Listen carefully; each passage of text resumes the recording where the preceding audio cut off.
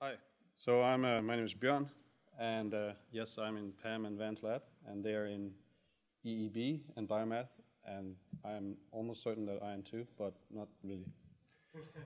I'm new here, so I still have no communication from the department at all, which is strange.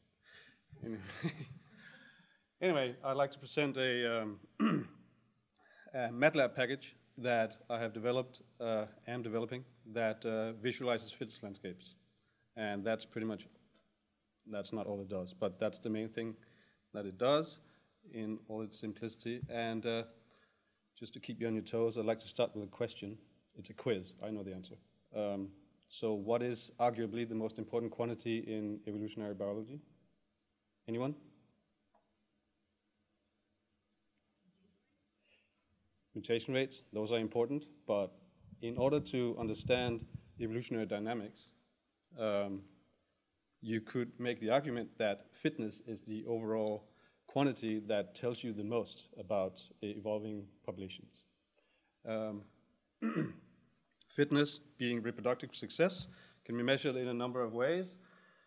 Typically in animals, it's measured as just the number of offspring, in plants as the biomass, or other things. Bacteria, typically growth rate, which can be measured like this, if anybody is familiar at all, but this is standard way to do it. Anyway, I'm not going to go into details. Optical density in bacteria also, R0, the cellular growth in viruses typically, and then also in proteins and RNA, folding stability, biochemical activity. All of these can be used as proxies, which is what they are, proxies for fitness. And these proxies, this fitness measure is then basically what determines how populations evolve. And in order to know how populations evolve, you need to know three things. In the most simple way in the world, you need to know the mutation rate, you need to know the population size, but you also need to know what the effect of the mutations are. And that's the fitness landscape, here represented in its original form by Sewell Wright from 1932, where fitness here is a contour plot as a function of two, he says, genotypic dimensions, so two genotypes. It's a contour plot where you can see that there are some pluses, those are peaks, there's some negatives, those are some dips. And if you know this landscape for an organism, then you have a good chance of actually predicting how the organism is going to evolve, how the population is going to evolve, I mean, of course. There has been some people arguing in the last decade or so that the whole metaphor of the fitness landscape is deluding us into thinking that we know something which we don't. But nevertheless, if you do a Google Scholar search for the term fitness landscape, that's the red curve here. You can see it's not something that's diminishing. So those philosophers, as they were, have not really had the effect that they were hoping, I suppose. The adaptive landscape term down there at the bottom is what Sewell Wright initially himself called it, and it's still being used a lot as well. So, here's an evolving population. These dots there represent genotypes that are occupied by an individual or more than one individual. And in this very simple fitness landscape that has three peaks and only are represented by two continuous traits, so this is a phenotype fitness landscape, the population starts at a very low fitness, and the rule is, of course, that populations evolve to increase their fitness. The more offspring you have, and that's heritable, the more offspring your offspring will have, and then that type will largely, most likely, take over the population. And that's what you're seeing here. They evolved to occupy the peak on the right. Could have been one of the others, but in this case, that's what happened. And again, in order to predict something like that, you only need three things. You need the population size, n, the mutation rate, mu, and you need to know what every mutation does in terms of fitness. If you can know much more than that, say it makes you blue instead of red, but that doesn't correlate necessarily with fitness, that's very interesting too. but in order to understand evolutionary dynamics, you just need to know what the effect on fitness is. So this is a static landscape, a static phenotype fitness landscape. Here is a dynamic one, which is of course important because we know the environment changes all the time for every organism on Earth, and therefore the fitness landscape will change as well. Here it's changing in a very predictable way, you might say. But these two landscapes I've just shown you are rather simple, one static, one dynamic in a very simple, predictable way, but that's not always the case. If you have what's called a smooth landscape on the top here, then it is quite clear that no matter where you end up, or where you begin, I mean, in this two-dimensional phenotype fitness landscape, you will end up on the peak. The population will end up on the peak at some point in the future. Whereas in a rugged landscape, as it's called, where there are many peaks, where you're going to end up, obviously here it depends on where you begin. And if you begin all over, like a population with a lot of genetic variants, then it's not clear at all where you're going to end up. Populations evolve stochastically. Random chance is indeed, just like the creationists say, very important in evolutionary dynamics. So where we end up on this rugged fitness landscape is not easy to predict. However, not totally unknowable either. Those were phenotype fitness landscapes, and those are great if you have that kind of data.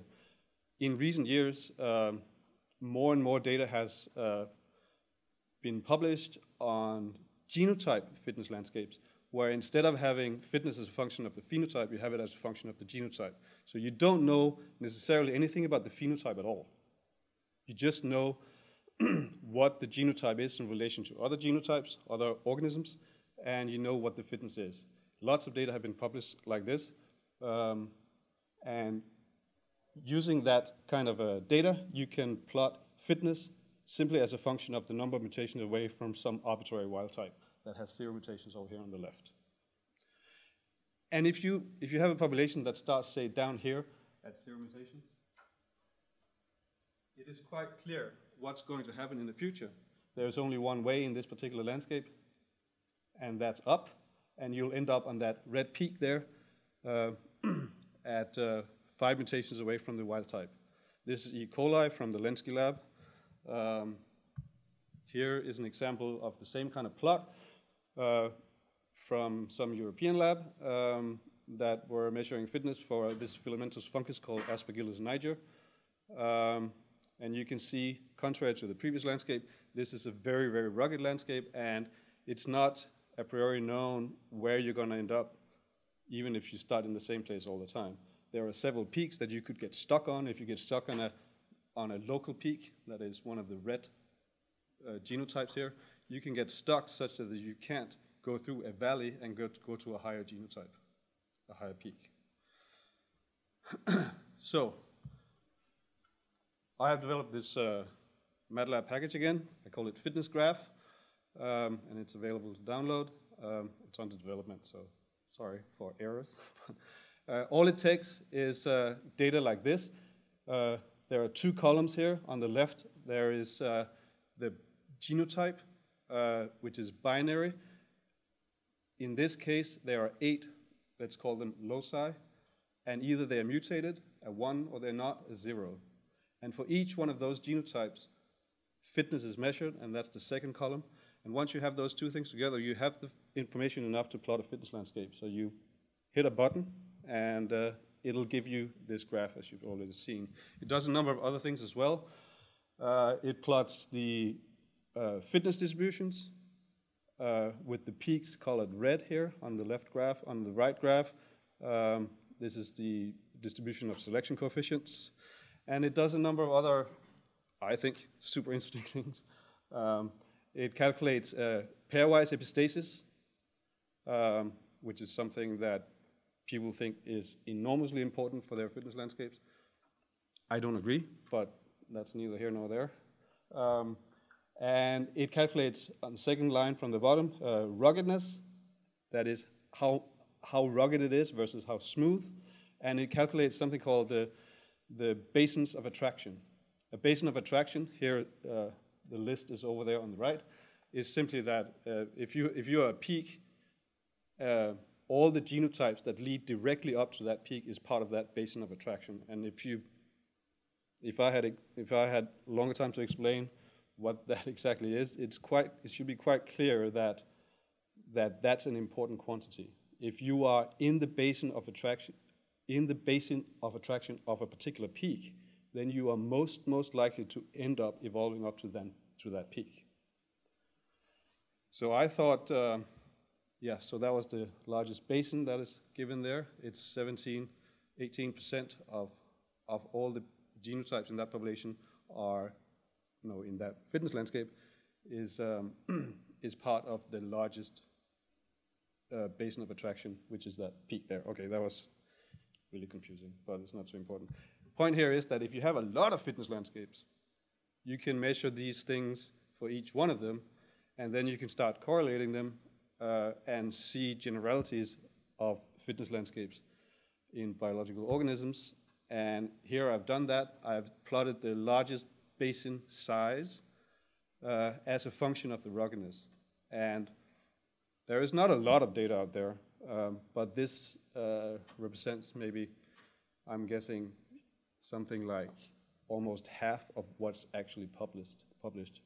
I'm not going to go into the details of what this actually shows. You can see for yourself. But so that was the fitness landscape. But in terms of evolutionary forecasting, I'm going to show you this video. The size of the red circle represents how much of the population is on that genotype. And this is the Aspergillus niger landscape from before. And I'm going to let this simulation go. And it's running up there in the top time. And then they increase in fitness, but they don't all go through the same trajectory to end up on that local peak there that's really big now. And if the mutation rate, or rather the mutation supply rate, which is the product of the population size of the mutation rate, if that's low, then it could very well get stuck on that peak forever and ever. But in this case, it is high enough that it actually manages to go through a valley and ascend that peak that's even higher over there. This is very phenomenological. It's not something that has been quantified yet, how populations are likely to evolve on fitness landscapes like this. But the visualization itself makes you able to have intuitive understanding of how it might, and it is something that is under development, some quantitative approach to predicting how populations evolve once you have the information about the fitness landscape. And why is that important? Since this is a biomedical symposium. Bacteria and viruses, plants and animals, they develop resistance to insecticides and antivirals, etc. Except, of course, they don't develop them, they evolve them. And so if we can predict how they are going to evolve in the face of pesticides and antibiotics and so on, then some people think that's exciting. We might actually, in the case of, say, antibiotic resistance, we might circumvent some of those incidents where bacteria evolve resistance and start killing people and everything. The general term in evolution is evolutionary rescue. It's one term at least, where you have a population, you stress it somehow, and in response to that, it's going to evolve or die. That's evolutionary rescue. With that, I am done, except that it's not just this one video I want to show you. It's not always as simple as saying that you evolve to occupy the highest peak. There is something called the effect of the survival of the flattest, where for a certain high mutation supply rate, it becomes more beneficial to actually locate on a suboptimal peak that is much broader. And this is especially important for quasi-species like viruses and perhaps some bacteria. All right, with that, I'll take questions. Thank you.